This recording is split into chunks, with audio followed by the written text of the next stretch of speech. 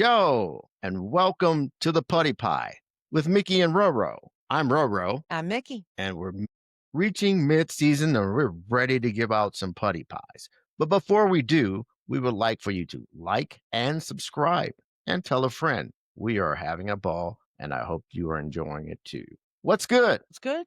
Happy Veterans Day. That's what's good. It's a great day. Happy Veterans Day. That is a good wish. Here we are, mid-season. Things are starting to separate, let's say. Some unpredictability is coming along, and that will be the way I describe the NFL season. We had the Dolphins beating the Bills. Uh, well, I could just say you can say that's great. I'm just telling McDaniel, your hands are still on the bus. 5-0 still looking for you. It wasn't that great of a win. You still Okay. ain't gonna give McDaniel's a break. No break. No. Okay. I There watched the was game. There was a lot of other crazy stuff, unpredictable stuff. The Texans coming back to beat Jacksonville, and that was a wild game to watch as well. But Really? there's been some guys that have been spectacular. So before we give out putty pies, we're not all negative. We got Jonathan Taylor and Jameer Gibbs, Matthew Stafford. They were balling, and they were doing their things. But this time of season, bad play is pricey. It's very pricey, but inflation hasn't impacted a putty pie because the president's eating a lot of putty pies every day. So, Oh okay. boy. Okay, you might be right. You might be right, but definitely no inflation on the putty pie, and we're out. None. We're here to give them out. So we're gonna cut the putty pie and give them a little piece, sprinkle on the side. And I'm gonna have to start mine off with Jordan Love, the quarterback of my Green Bay Pack. What? Yeah, you heard Wow. it. I said it. Putty pie. I think John Legend's lyrics describes it best for me. Ain't no honeymoon past the infatuation stage. Sometimes in the thick of love, sometimes you get sick of love. And that is today. Because Jordan Love, I am about what is going on with you. We can talk about losing 2 consecutive games at home when your defense is playing spectacularly, holding teams to under 17 points, and all you come up with 7 points and 13 points. I can go through all the stats. They haven't been very good. 7 teams have lost games this year when they've held their teams under 17 points. And 3 of them were the Packers. So that has to do with one, Coach DeFlower, and you, Jordan Love. I'm sitting here and I can go through the stats and whatever. Well, all I can think about is the phrase situational football. We talk about in Oh, Cleveland, 10-0, you throw a late interception in your own area.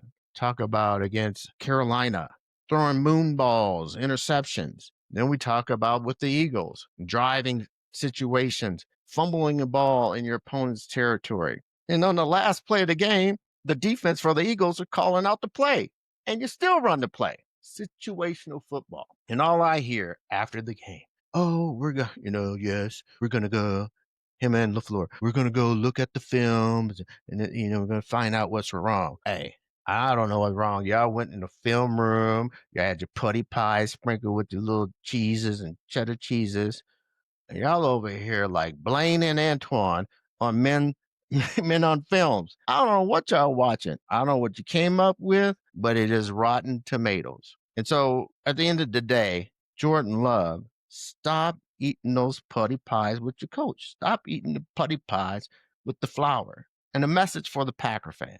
If your sorrows got you sulking, you just got to keep on hoping because that's the way it goes on Love's Train. Stop shooting those moon balls and stop eating those putty pies. What do you think, Mickey? well, I was really surprised you came back at your Packers because you were a little sensitive when I brought them up. Love should have been very worried as everybody else watching the game. And when the flower went up on the big screen when he had his iPad out, like, oh shit, what do I do? The screen pass isn't going to work. What do I do? What do I do?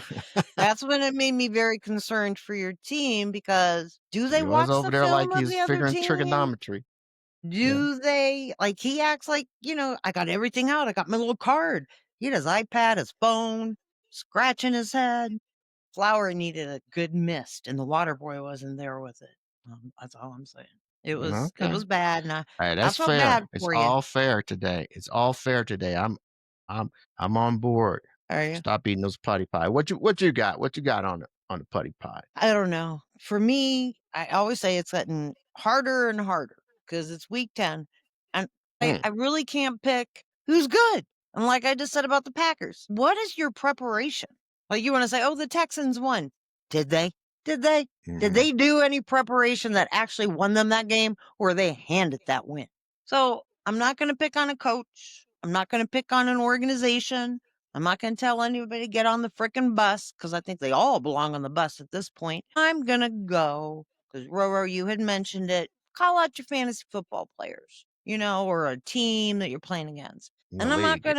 I'm not gonna zero in on anybody in my leagues or your leagues. But what I am going to say out and call out for all the fantasy football commissioners out there, if you're going to pay money, if you're going to go through the draft, you need to put your lineup in every week. Stop Yeah. giving wins away. Stop holding Amen. on. If you got the three best running back or the two best running backs and the top wide receiver sitting on your bench, every week because you're too lazy to take 10 minutes on a Sunday morning and do your lineup, I know you are sitting reading the paper eating putty pies and you Putty don't care. pies. You're right. You're eating putty pies. And every fantasy football league out there has that one or two guy like, I'm too busy. I'm too busy. Well, you could have told me you were too busy when you drafted those two running backs and I wanted them. And some of them don't even join the draft. They auto draft. Like, what the heck is that?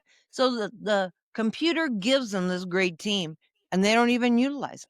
I don't like it Yeah. when people leave money on the table anywhere. And in fantasy football, you got some lazy owners of teams that leave money on the table. Yeah.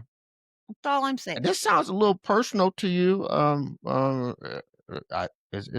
Is Team Carter from your league is what you're looking at? He could be somebody that I am the tail on. Absolutely. Absolutely. But right now, those putty pie eating guys that can't put their lineup in and they're 0 and 10, it just drives me nuts. Drives I hear me you. nuts. And Yeah. you know, be competitive. If you don't want to be competitive, don't do it. Don't do it. Eat your putty pie and golf. Stop Go eating golfing. those putty pie. You didn't put your lineup in, fantasy footballers. Stop eating those putty pie. And so, like we said, we invite you to nominate somebody in your league, a team in your league you want to give a putty pie to. We will mention it on air. I do want to give a special shout to you. We mentioned somebody in our league who I didn't. didn't You put in did. their lineup, but there was someone else whose team did worse than the team that didn't put their lineup in. And it's called the little fuckers rule. You know who you are, but stop eating those putty pies. That's it for us. Fun show. Packers, Jordan Love, be better. We'll see you for week 11.